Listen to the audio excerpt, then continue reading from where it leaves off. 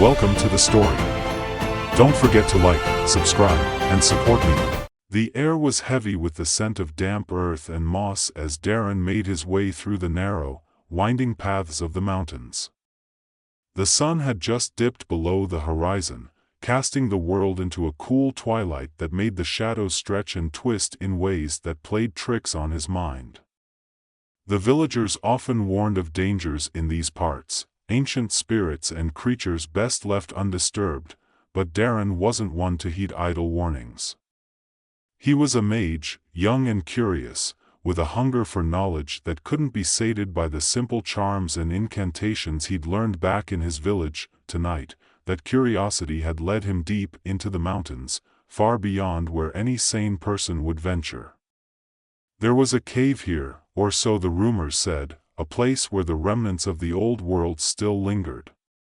A world where dragons once soared through the skies, their roars shaking the heavens. Darren wasn't sure if he believed all the tales, but he knew that every legend held a grain of truth, and it was that truth he sought, his breath fogged in the cool night air as he finally reached the entrance to the cave. It was a dark maw in the mountainside, almost hidden by the overgrowth of vines and twisted roots. He hesitated for a moment, feeling the weight of the unknown pressing down on him. But the urge to explore, to discover something that could change his life, was too strong to resist. Darren stepped into the cave, the darkness swallowing him whole. With a flick of his wrist, he conjured a small orb of light, which floated above his hand, casting a faint glow that illuminated the rough stone walls.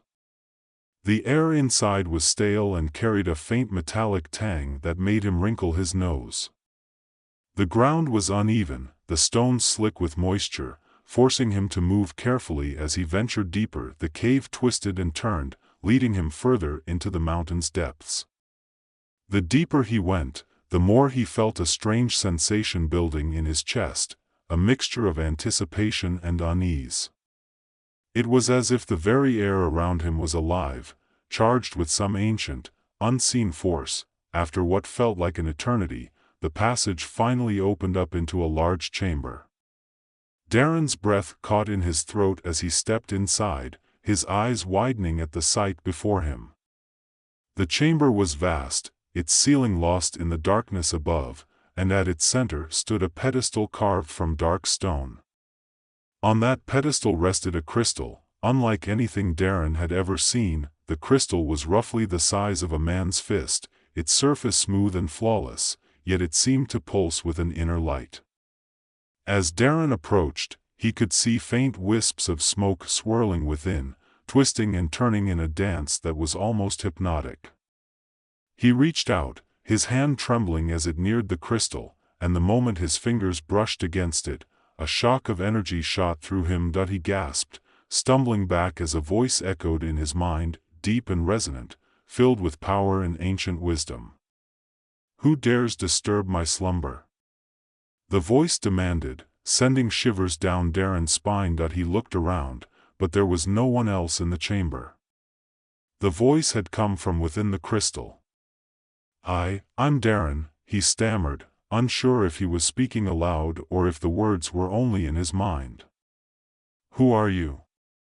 "I am the last of my kind," the voice replied, its tone both mournful and proud. "The soul of the dragon, Alaric, preserved in this crystal for centuries. I have waited, through the ages, for one worthy to wield my power." Darren's heart raced. A dragon's soul? It was impossible, and yet here it was, speaking to him, offering him something he had only dreamed of. Power beyond imagination, the kind of magic that could change the world. "I can grant you this power," Alaric continued, "but it comes at a cost. To wield the might of a dragon is to walk a path of destruction and rebirth. Your soul will burn with my fire, and in the end, you may find that you have lost more than you have gained." The warning was clear, yet Darren found himself unable to resist the allure of the crystal. He could feel the power radiating from it, a force that called to him, promising to make him stronger than he had ever thought possible. His village was small, isolated, constantly under threat from bandits, wild beasts, and the encroaching darkness of a world that had forgotten the light of dragons. With this power, he could protect his people, ensure their safety, and perhaps even bring hope to a world that had long since lost it. "I accept," Darren whispered, his voice steady despite the fear gnawing at the edges of his mind. The moment he spoke the words, the crystal flared with light, blinding and brilliant.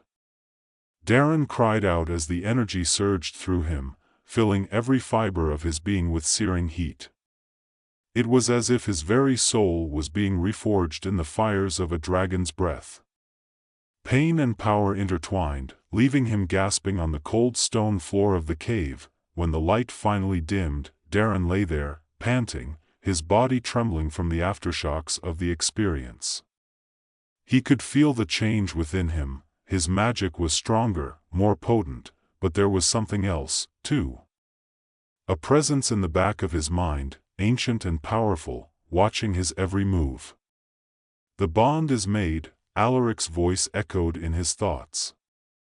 "But beware, young mage. This power will consume you if you are not careful. Use it wisely, or it will be your undoing." Darren slowly pushed himself to his feet, his body still tingling with the remnants of the energy that had surged through him. The crystal was gone, its essence now fused with his own. He took a deep breath, trying to steady himself, and then made his way out of the cave, back toward the world he had left behind. The village of Ardelia was nestled in a valley surrounded by mountains, a small, peaceful community that had thrived for generations despite the challenges of their remote location.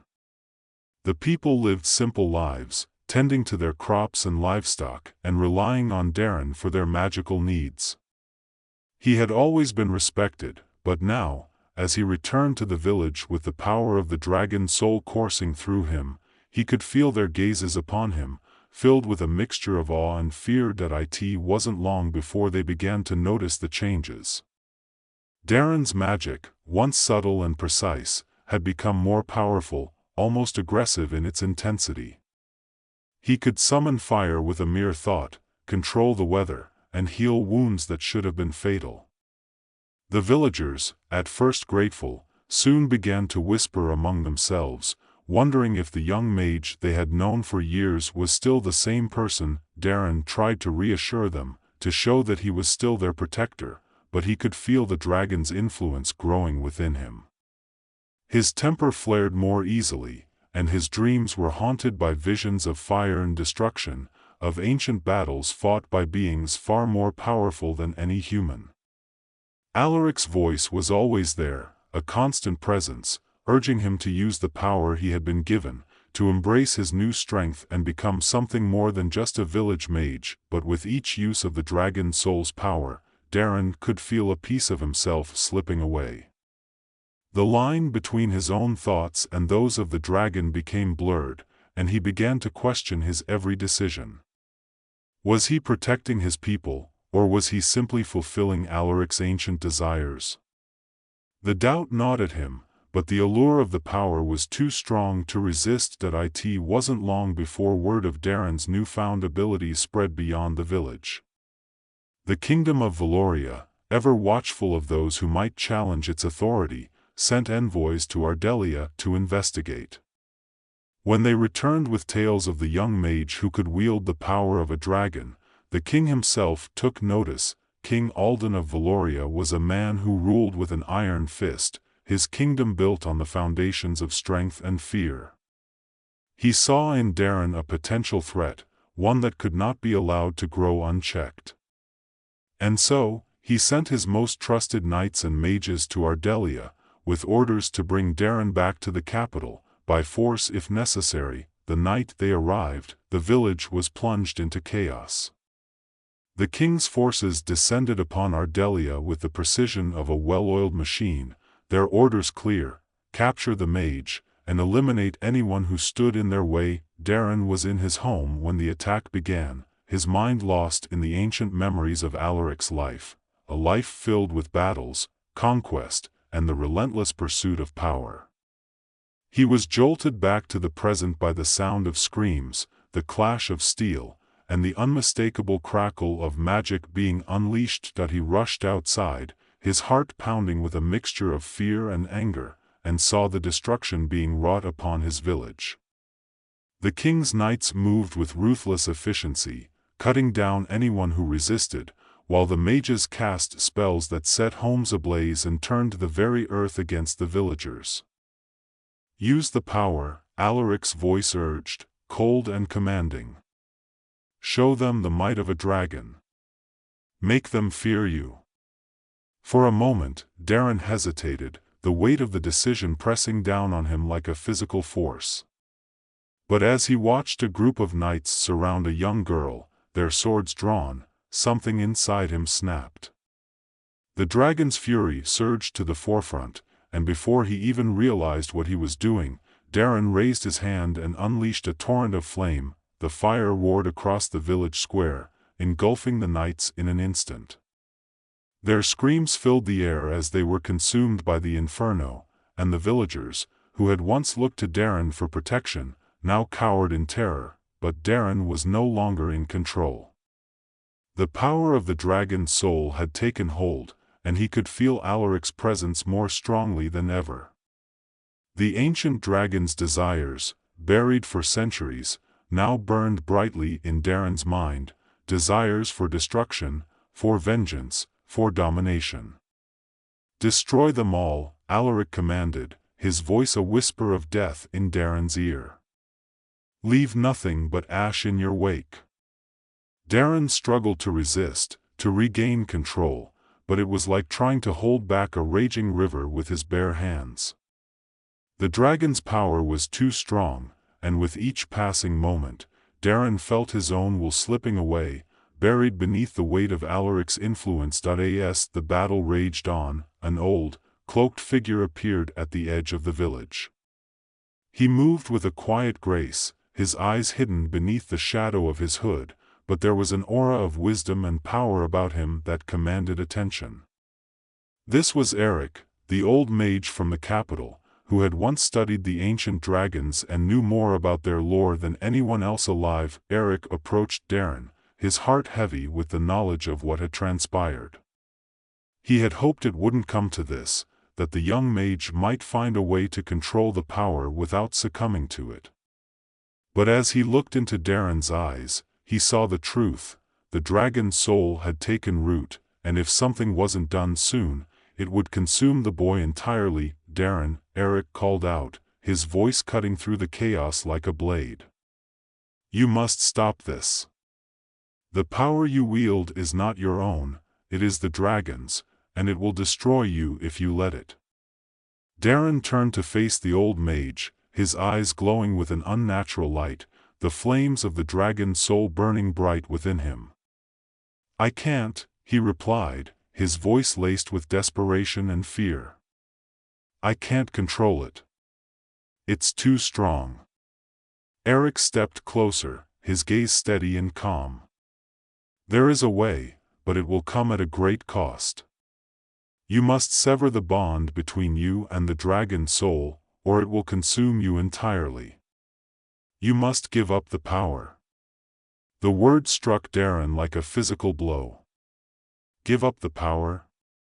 After all he had done, all he had sacrificed? The thought was unbearable. But as he looked around at the village, at the destruction he had wrought, he knew that Eric was right. If he didn't stop now, there would be nothing left, not of his village, not of himself. "But if I do that," Darren whispered, his voice trembling, "what will become of me? What will become of my people?" Eric placed a hand on Darren's shoulder, his expression one of deep sorrow. "There is always a price to be paid for power. But know this, Darren, you are not alone. There are those who will help you, guide you. The power is not meant to be yours alone. It is meant to be shared, passed on, so that it does not corrupt any one soul." Darren closed his eyes, the weight of the decision pressing down on him. He could feel Alaric's presence raging within him, furious at the thought of being cast aside. But Darren knew that he couldn't go on like this, that he couldn't let the dragon's soul control him any longer. With a deep breath, he opened his eyes and nodded. "I'll do it. I'll give up the power." Eric smiled, a look of relief washing over his face. "Good. Then let us begin." The old mage led Darren to the village square, where the battle had come to a halt, the villagers and the king's forces watching in stunned silence. Eric raised his hands, chanting in a language older than the kingdom itself, and a circle of light appeared on the ground, glowing with an ethereal energy. "Step into the circle," Eric instructed, his voice calm but firm. "This will sever the bond between you and the dragon soul. It will be painful, but it is the only way." Darren hesitated for only a moment before stepping into the circle. The moment his foot touched the glowing light, he felt a sharp pain shoot through his body, as if his very soul was being torn apart. He gritted his teeth, his fists clenched at his sides, but he didn't step back. Eric continued to chant, the circle growing brighter, and Darren could feel the dragon's soul being pulled from him, resisting every inch of the way. Alaric's voice screamed in his mind, a cacophony of rage and pain, but Darren held on, determined to see it through. The pain intensified, the light blinding, until, with a final, agonizing wrench, the dragon's soul was torn from Darren's body. He collapsed to the ground, gasping for breath, the power that had once filled him now nothing but a hollow void. Eric knelt beside him, placing a hand on his shoulder. "It's done," he said softly. "You are free." Darren looked up at the old mage, tears in his eyes. "But what now?" "I've lost everything." Eric shook his head. "Not everything. The dragon's soul may be gone, but its legacy lives on. You can pass on what you've learned, guide others so that they do not fall into the same trap. And there is one more thing."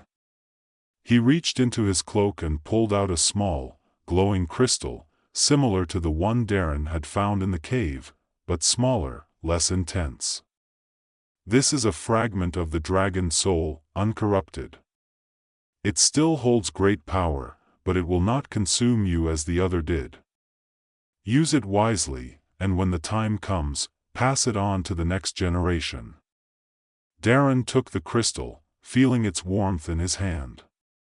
It was a pale reflection of the power he had wielded, but it was enough. He looked around at the village, at the people who had suffered because of his actions, and nodded. "I will," he said, his voice steady. "I'll make sure that what happened to me doesn't happen to anyone else." Eric smiled, a look of pride in his eyes. "I believe you will, Darren. And remember, you are never truly alone. There will always be those who stand by you, ready to help. You need only ask." With that, the old mage stood and walked away, leaving Darren alone in the square.